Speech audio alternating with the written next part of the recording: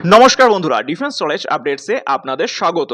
তো বন্ধুরা, 2026 সালের মে মাসে বিশ্ব রাজনীতির কেন্দ্রবিন্দু এখন বেজিং। দীর্ঘদিনের তিক্ততা কাটিয়ে মার্কিন প্রেসিডেন্ট ডোনাল্ড ট্রাম্প 3 দিনের সফরে চীনে পৌঁছেছেন। আর এই সফরটি কেবল একটি সাধারণ দ্বিপাক্ষিক বৈঠক নয়, বরং এটি বিশ্ব অর্থনীতির মোড় ঘুরিয়ে দেওয়ার মতন একটি ঘটনা।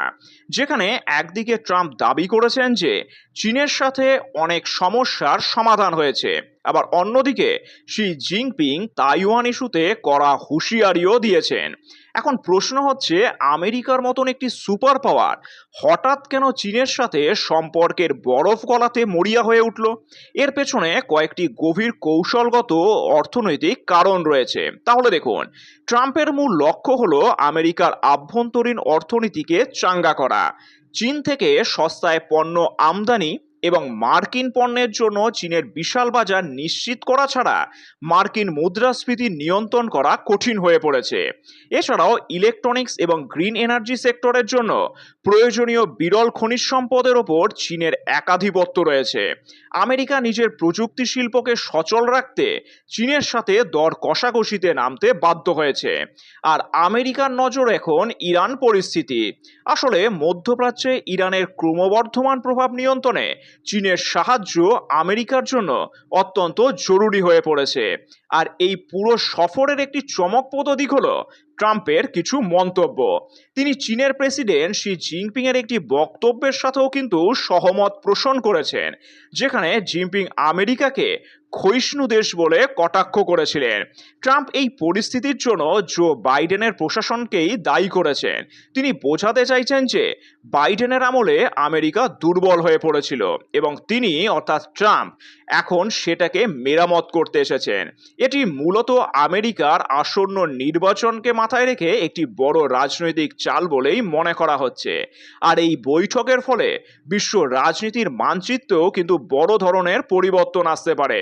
তাহলে দেখুন, বৈঠক ইতিবাচক হলেও শি জিনপিং স্পষ্ট করে দিয়েছেন যে তাইওয়ান ইস্যুতে কোনো আপোস করা হবে না। তিনি ট্রাম্পকে সরাসরি সংঘাতের ব্যাপারে সতর্ক করেছেন।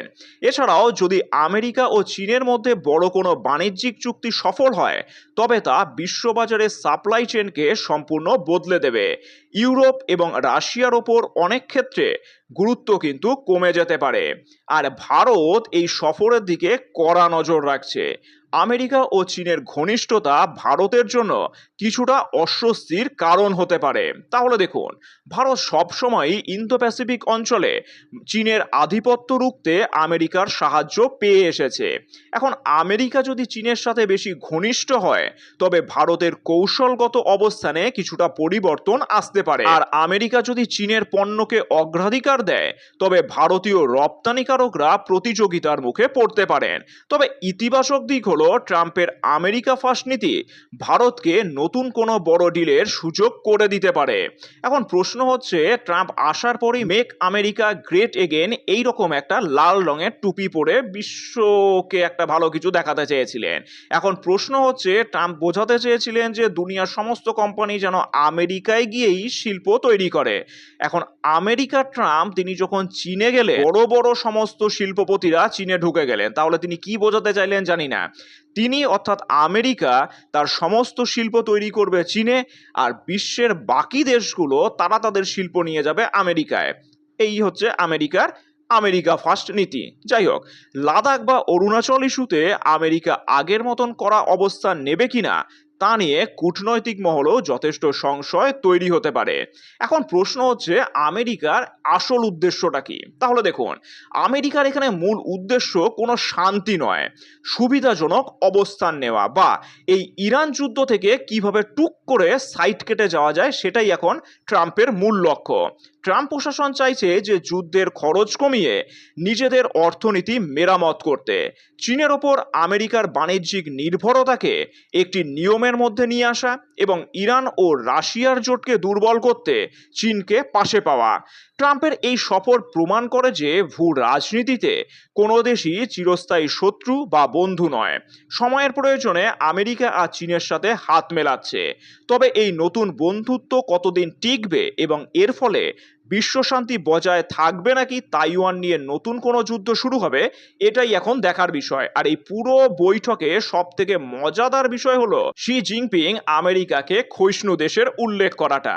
এটা আসলে ঠিক সেই সময়টাকে মনে করুন, সেই সময় যখন গ্রেট ব্রিটেনের পতন হচ্ছে এবং আমেরিকা আস্তে আস্তে সুপার পাওয়ারে পরিণত হচ্ছে।